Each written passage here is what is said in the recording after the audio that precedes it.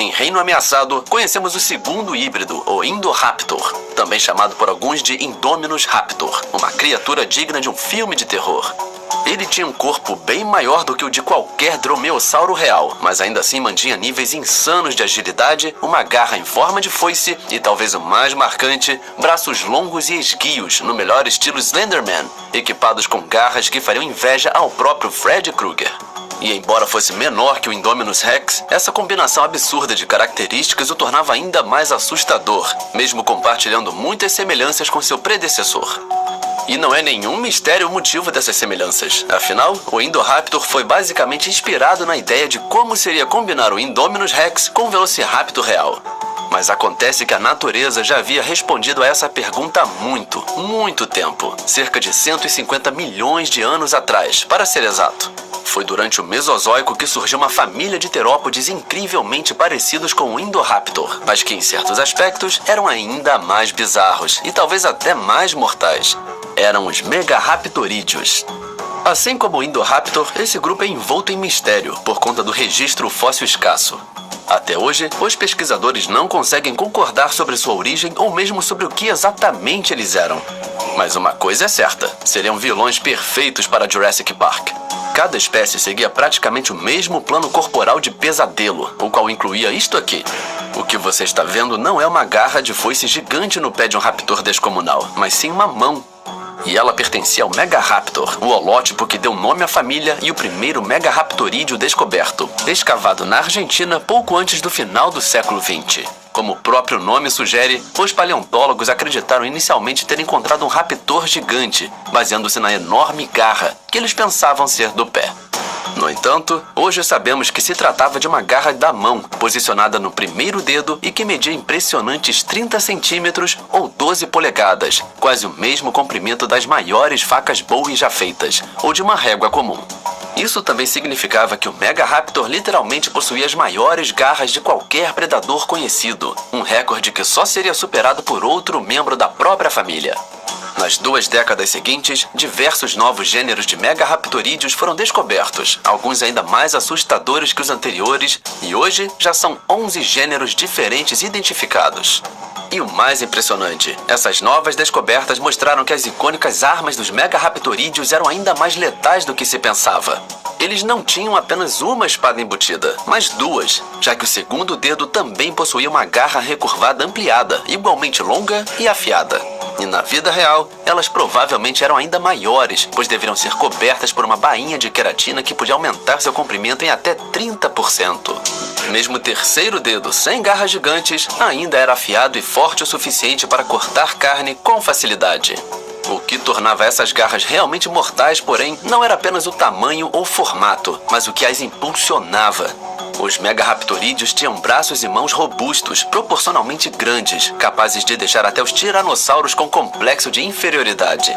Seus membros eram musculosos, com ossos fortes e flexíveis, permitindo que movessem suas armas com velocidade e precisão, podendo usá-las como espadas ou lanças, dependendo da situação. Em ambos os casos, o resultado seria o mesmo: ferimentos devastadores e danos internos massivos. E mesmo após a morte da presa, o ataque não terminava. Pesquisadores acreditam que os Megaraptorídeos usavam suas garras para rasgar carcaças e abrir corpos, acessando partes difíceis e até eviscerando suas vítimas para se alimentar. Neste ponto, eu até poderia encerrar por aqui, e já estaria bem claro quão terrível seria ser caçado por um Megaraptorídeo. Mas essa ainda não é toda a história. Para entender de verdade a brutalidade desses predadores, precisamos falar sobre o tamanho das presas. Veja bem, se o dinossauro fosse grande o bastante, acredita-se que os Megaraptorídeos o caçariam usando golpes e cortes fatais com suas garras gigantes, derrubando-o antes de despedaçar o corpo em porções menores e mais fáceis de comer. Isso já parece horrível o suficiente, mas na verdade era o menos cruel dos cenários. Com presas menores, incluindo criaturas do tamanho de um ser humano, os Megaraptorídeos adotavam um método muito mais desagradável. Eles capturavam a vítima, a seguravam com força e a perfuravam como um espeto, usando suas garras em forma de gancho. E então, com a presa ainda viva, a devoravam, de modo semelhante a uma pessoa comendo um pedaço de pizza. Só que neste caso, a pizza estava viva, empalada e gritando. Sabemos que isso é possível porque todos os megaraptorídeos tinham ombros extremamente flexíveis e bem desenvolvidos, algo incomum entre predadores, o que sugere uma grande amplitude de movimento, inclusive a capacidade de levantar suas presas em direção à boca. E embora suas bocas não fossem tão letais quanto aquelas garras horrendas, elas também não ficavam atrás, e em certos aspectos eram ainda mais interessantes. Ao contrário da maioria dos predadores, que mantém dentições semelhantes entre si, os megaraptorídeos exibiam variações impressionantes nos dentes, cada um lembrando outros dinossauros famosos. Por exemplo, o Megaraptor possuía dentes frontais parecidos com os dos tiranossauroides, em forma de cinzel, com seção transversal em D. Já o Murus Raptor tinha dentes frontais afiados como presas. Outros, como o Australovenator e o Orcoraptor, apresentavam dentes mais próximos aos dos Compsognathídeos e Dromaeosaurus, lisos e planos na frente, mas serrilhados atrás, ideais para cortar carne. A imitação continuava com o Fukuiraptor, que talvez tivesse a dentição menos bonita de todos.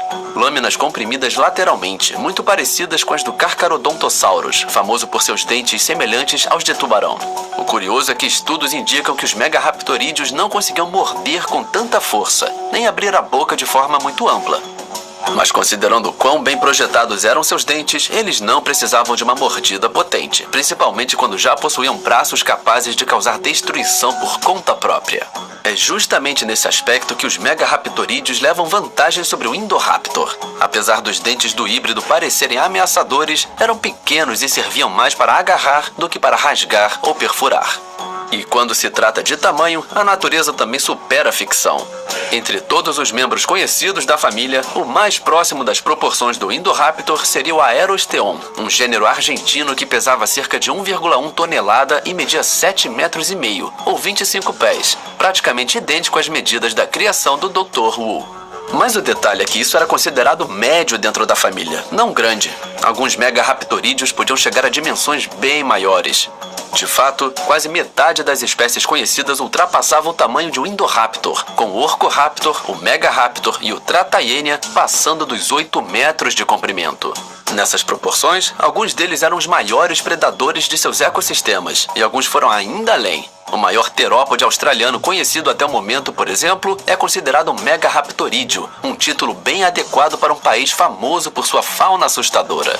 Ainda assim, não era na Austrália que vivia o maior de todos. Para encontrar um verdadeiro gigante, seria preciso viajar até a Argentina do Cretáceo Superior, onde, se você tivesse muito azar, poderia dar de cara com Maipe. Sim, você ouviu direito, o Maipe. Mas acredite, esse nome, que pode até soar um pouco engraçado, não faz jus ao que ele realmente era, porque nada nesse gigantesco terópode tinha graça, especialmente para suas presas. O Maipe não era apenas o maior membro de sua família, mas também um dos maiores terópodes já conhecidos. Os fósseis encontrados indicam um comprimento de até 10 metros, ou cerca de 33 pés, maior do que os maiores exemplares conhecidos de alossauros. Com esse tamanho, o Maipe foi, sem dúvida, o maior e mais temido predador da Argentina em seu tempo. Ele provavelmente caçava tudo o que via pela frente, incluindo anquilossauros, hadrossauros e outros ornitópodes. É possível até que tenha sido capaz de atacar um titanossauro que viveu ao seu lado, o Nulotitã, usando suas garras colossais para rasgar e prender a presa, enquanto sua boca infligia ferimentos adicionais. E embora nenhuma garra desse animal tenha sido descoberta até agora, os pesquisadores estimam, com base em seus parentes mais próximos, que elas chegavam a 37,5 centímetros, ou 15 polegadas de comprimento. Isso faria dele o predador com as maiores garras já registradas, mesmo se colocássemos o próprio Fred Krueger na disputa.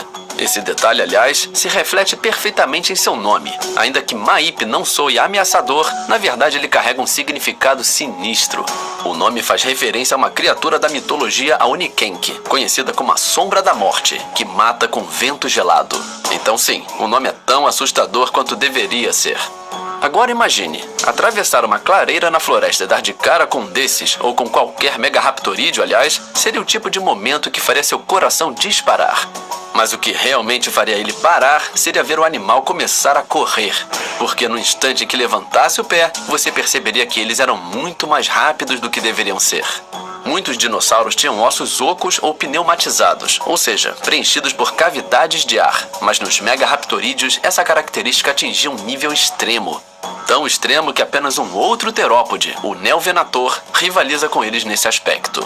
Todos os ossos desses animais apresentavam pneumatização, mas com destaque para o ilho, as vértebras e as costelas, o que os tornava surpreendentemente leves para o tamanho que tinham. Por exemplo, o Megaraptor pesava cerca de 1 tonelada, enquanto um Allosaurus do mesmo comprimento poderia ser 50% mais pesado. E fica ainda mais impressionante. Alguns, como o Australovenator, podem ter pesado apenas 310 quilos, cerca de 680 libras, mesmo medindo mais de 6 metros de comprimento. Isso levou paleontólogos a sugerirem que certas espécies de megaraptorídeos foram os verdadeiros guepardos de sua época. Essa leveza surpreendente transformava o grupo em caçadores rápidos e ágeis, quase como ninjas pré-históricos com enormes garras de ferro, capazes de perseguir presas menores ou realizar emboscadas furtivas com precisão mortal. Além disso, eles possuíam ossos das pernas longos e delgados, estruturalmente semelhantes aos dos celurossauros, o que reforça ainda mais sua adaptação para a corrida. E como era de se esperar, esse design funcionava de forma devastadora, inclusive contra outros megaraptorídeos. O registro fóssil mostra evidências disso. Um exemplar de Murus raptor encontrado na Argentina apresentava uma infecção severa no crânio, aparentemente causada por 2 perfurações laterais que coincidem com o formato de dentes da própria espécie, ou seja, o ferimento veio de um rival. A infecção era tão grave que os pesquisadores estimam mais de 50% de chance de o animal ter morrido em decorrência dos ferimentos.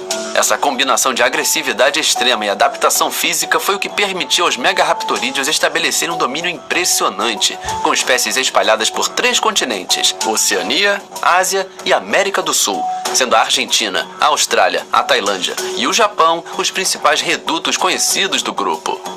E se você quisesse evitar cruzar o caminho de um desses Fred Krugers da vida real, o melhor seria manter distância de qualquer fonte de água, já que os megaraptorídeos viviam em sua maioria em ambientes úmidos, como regiões fluviais e áreas costeiras, onde a abundância e a diversidade de presas eram ideais para seus apetites vorazes.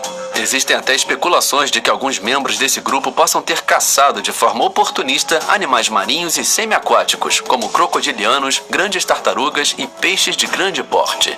Na verdade, houve um tempo em que os paleontólogos acreditavam que a caça na água era o principal meio de alimentação dos megaraptorídeos. Imagina-se que eles usassem suas enormes garras para fisgar e espetar peixes. Mas com base em todas as suas outras adaptações, essa ideia acabou sendo descartada.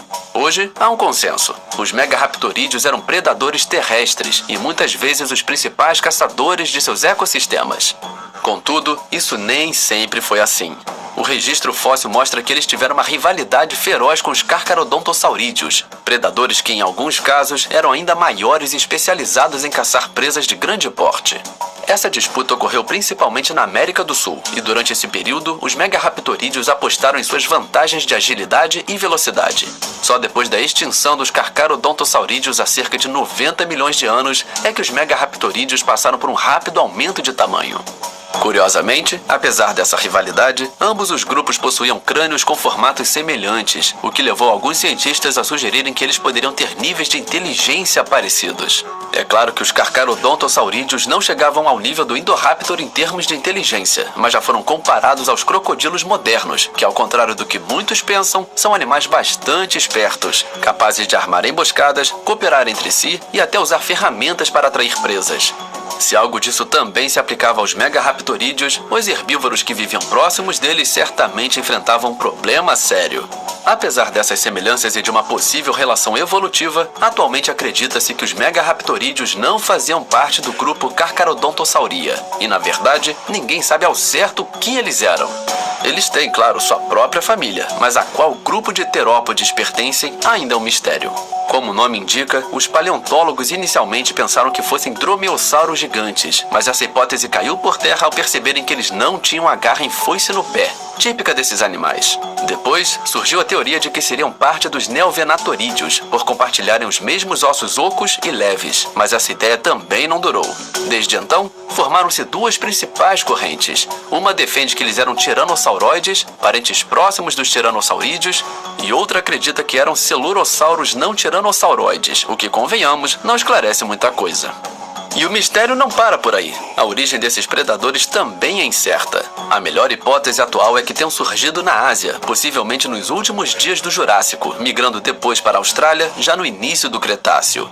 Lá, eles prosperaram e se diversificaram bastante antes de seguirem sua jornada rumo à América do Sul, provavelmente atravessando a Antártida. Ou seja, além de caçadores perfeitos, eram também grandes exploradores pré-históricos. E foram tão bem-sucedidos em sobreviver e dominar seus habitats que se pode dizer que os megaraptorídeos tiveram características mais eficientes do que muitos outros terópodes.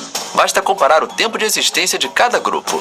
Os tiranossaurídeos viveram cerca de 16 milhões de anos, os espinossaurídeos 46 milhões, os carcarodontosaurídeos 64 milhões e os megalossaurídeos 25 milhões. Já os megaraptorídeos existiram por impressionantes 84 milhões de anos, tornando-se um dos grupos de dinossauros mais longevos de todos os tempos. E ao contrário de muitos animais que tendem a diminuir de tamanho com o passar das eras, eles só ficaram mais assustadores e poderosos, já que o último e maior representante da linhagem foi justamente o Maípe. E diante de uma família tão letal quanto essa, a pergunta inevitável é: como eles foram extintos? A resposta é simples. Nem a própria natureza conseguiu derrotá-los. Assim como todos os outros dinossauros não avianos, os megaraptorídeos foram eliminados há 66 milhões de anos quando um enorme asteroide colidiu com a Terra, encerrando de vez a era dos grandes répteis e levando consigo os últimos membros dessa linhagem brutal. Até hoje, continuamos esperando surgir um novo animal com garras tão impressionantes quanto as deles.